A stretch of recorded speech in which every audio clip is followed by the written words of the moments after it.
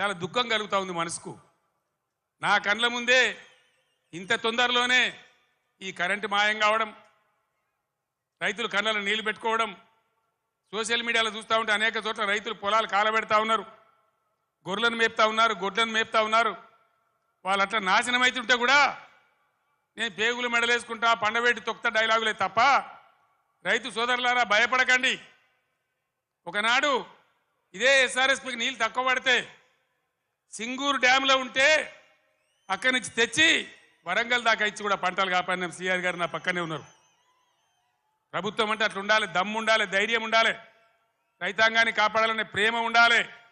ఆ ప్రేమ ఉంటే, ఆ సోయి ఉంటే ఇవాళ ఈ పరిస్థితి రాకపోవు. ఇంతసేపు కేసీఆర్ని మన బదనాం చేయొచ్చా, మేడిగడ్డ ఈ గడ్డ చెప్పి మన మన పనులలో ఒక పన్ను వదలవుతుంది, 32 పనులు రాలగొట్టుకుంటామా?